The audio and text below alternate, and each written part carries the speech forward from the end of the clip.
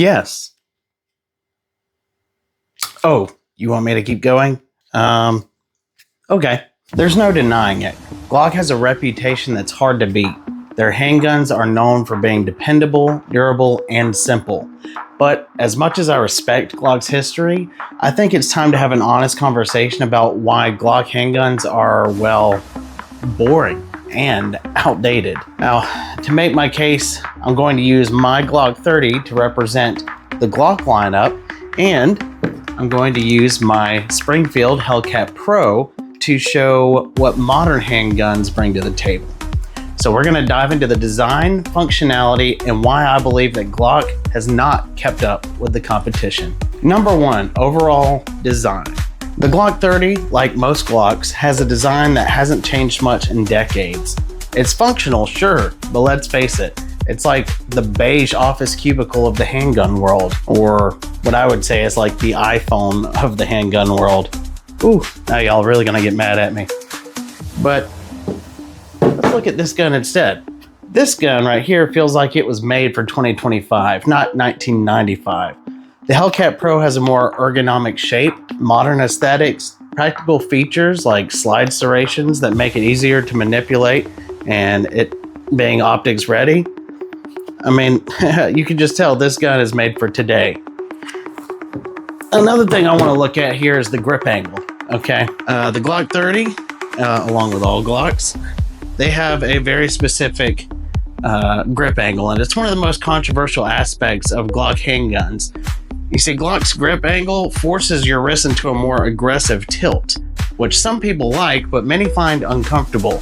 It's a common complaint, and it's one that I agree with. So really quick, let me just demonstrate what I'm talking about. Whenever you are holding a gun and you're aiming, this is what feels most natural. You see the angle here?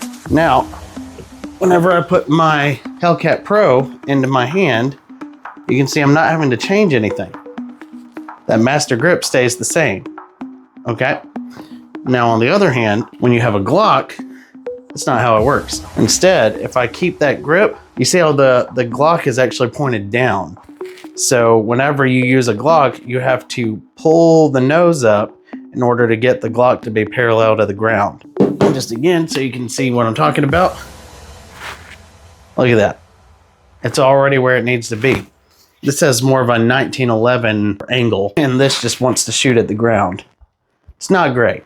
So when you're comparing these two, it's very obvious that, you know, this one has a much more natural grip angle, and it just feels more intuitive in the hand.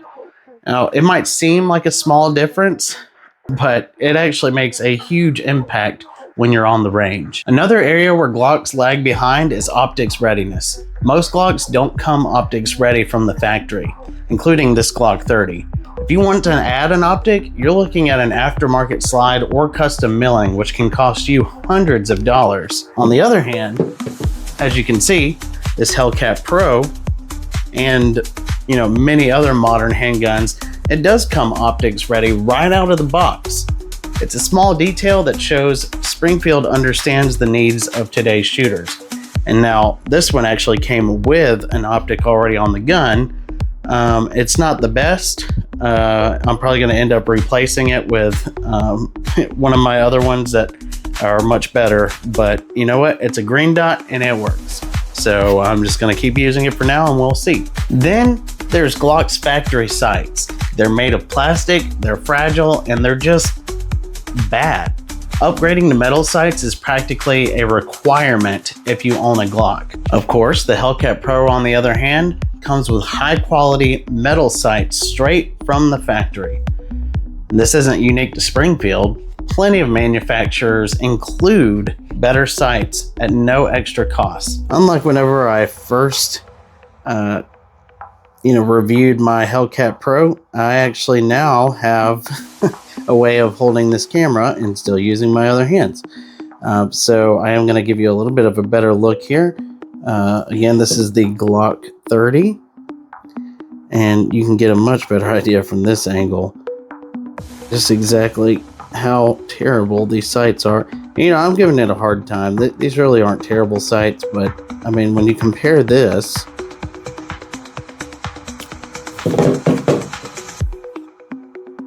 to this,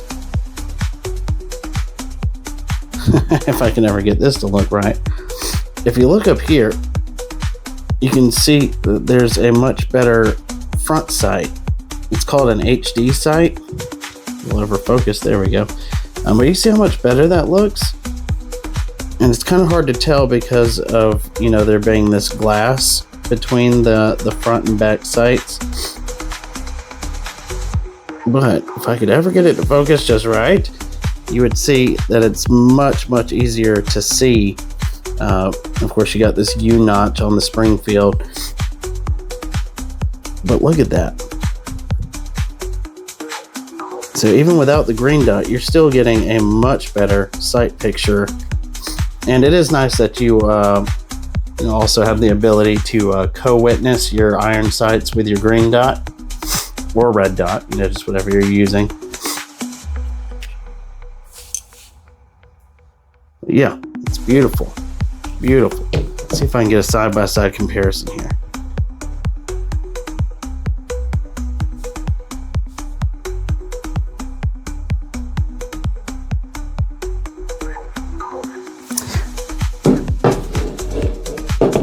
You're just gonna have to take my word for it. Another issue is the Glock trigger. It's infamous for being spongy and inconsistent. And while it's not the worst trigger out there, it's far from the best, especially when you compare it to what other manufacturers offer.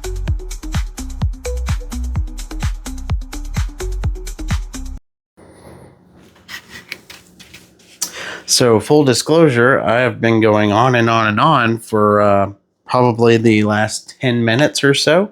Apparently I forgot to press play after trying to show you guys the trigger because I accidentally and inadvertently pressed pause for some reason. Anyways, now we're back. And I believe I was demonstrating to you the triggers. So just in case, because I have no clue where the video stopped. Really quickly, I'm going to show you this again. You can see how spongy this trigger is on the Glock 30. Ooh, and the reset. Again with the pull. I mean, you just really don't know where the break is. I mean, you hit the wall, and then you pull a little bit more. Oh, and there it goes. It's just very unpredictable, and it's not very satisfying. And there's the break. Then on the other hand, you have the Springfield Hellcat Pro, which again, this is not, I wouldn't say that this is a great trigger, but it's still miles ahead of pretty much every Glock that's out there. So let's take the magazine out, make this a little bit easier. All right, so watch this. All right, so you pull, and again, you're gonna get a lot of play in this one too, but just see how different the actual break is. All right, so we pull, get to the wall, and just a little bit further, and it breaks. And I know that's like impossible for you to comprehend not holding the gun yourself, but I promise you it's a lot different. And here's the reset. Again, pull, hit the wall, break, reset. So yeah, you are going to get a little bit of play, but I mean, this is not one of the better guns. I'll a little bit later, I'll tell you who I think makes the best triggers, stock from the factory. But check this out one more time. Here's your take up, wall, break, reset. Not too bad, but miles and miles ahead of Glock. Now I can already hear the Glock fans typing furiously away in the comments. Yes, Glocks are dependable. I won't argue that. But here's the thing. Most modern guns are, especially within this price range. I mean, you've got Caniks, Smith & Wessons. These are very reliable handguns. These are very dependable handguns. They're durable, and they're still within the same price range as most of your Glocks are. And you know what? At the end of the day, I understand why Glock is so popular. They have definitely earned their reputation over the past 20 to 30 years. And I would go as far to say as every gun owner or every gun collector should definitely have a Glock in their arsenal. But we've got to stop pretending that Glocks are the end-all, be-all. And to me, it's actually a little bit frustrating because a couple months ago, I was selling my second gun that I ever owned. It was a Smith & Wesson Shield, the original Shield, the 9mm single stack. I believe it held 7 rounds in the magazine and 1 in the chamber. So, but let me tell you something. That Smith & Wesson Shield, it served me well the whole time I had it. I loved that gun. It was super accurate, super dependable. It only held 8 rounds, but I can just about guarantee you every one of those rounds was going to land on the target. Just a great gun. But anyways, whenever I was trying to sell this gun to the person, in the room with me, there was somebody else in the room with me also. Now, the person I was trying to sell to, this was going to be their very first gun. So that person said something along the lines of, I don't really know anything about guns. Is a Smith & Wesson a good gun? The other guy in the room, he speaks up and says something along the lines of, it's okay, I guess, but it's not a Glock. You know what I'm saying? It's not a Glock. Glocks are the only real guns. Obviously that's not exactly how he sounded, but that's definitely how he sounded in my head, because he was making it sound as if like Glock is the only reputable gun in existence today. And not only is that not true, it is emphatically false. Glock, in my opinion, has fallen way behind most of the other modern gun manufacturers, actually in the world in general. There's just so many alternatives out there, often at the same or at a lower cost, that offer more features, better performance, and modern designs. Now, just off of the top of my head, here's a short list of guns that I believe are better than pretty much every Glock out there, and they're equal to or less expensive than your average Glock. So first off, you have pretty much any Canik made in the last 5 years. But for this comparison, I'd go with the MC9 LS, the SFX Rival, the Rival S, or the TTI Combat. And these range from around $400 for the MC9 to $1,000 for the Rival S or the TTI Combat. Then after the Caniks, you have your Smith & Wessons, particularly anything from their MMP lineup. And those will fall within that same Glock price range. After that, you have the SIG P365 with basic models around $500 up to your P365X Macros, which can get a bit more pricey, around $1,000 or slightly more if you get all the bells and whistles, such as compensated slides and included red dots, ported barrels, stuff like that. And then of course there's my Hellcat Pro. And my Hellcat Pro came with a green dot. It came with 5 magazines, 5 of these suckers. And it also came with a really nice carrying case. And that carrying case is super convenient for range day. And that was all for under $700. So if you're shopping for your next handgun, don't feel like you have to default to a Glock. Explore your options. You might be surprised at what you find. Y'all, my ADHD has just been out of control today, and I just realized that I completely forgot to tell you which gun has the best trigger, in my opinion, at least in the striker fire community.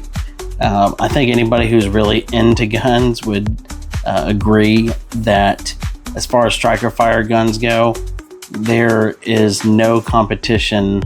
Hands down, Canik has the best trigger out there. And I know I've had one. I had the Canik MC9, and because I'm an idiot, I traded that in for the Hellcat Pro, which I do like the Hellcat Pro. It's a great gun. It fits in my hand a lot better than the Canik did, because the MC9 is a little bit small, which is something that they fixed in the MC9 LS, which of course they released, I believe, a week after I traded my MC9 in, of course. But anyways, yeah, Canik, hands down, they they win the game when it comes to striker fire pistol triggers, because they have what's called a pre-cock striker fire mechanism. Incredible. So anyways, there you have it. Canik. That's who it is that has the best trigger.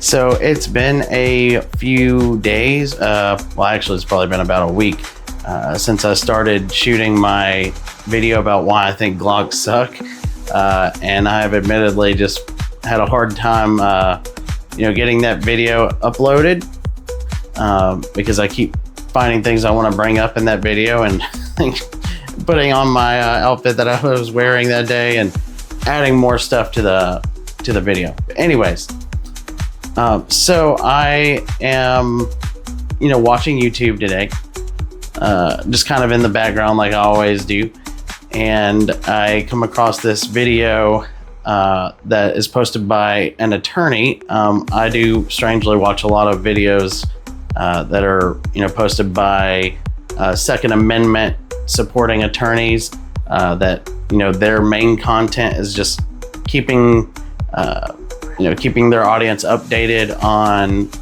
laws pertaining to the Second Amendment, new laws that are passed, or new rules that the ATF has come out with, stuff like that.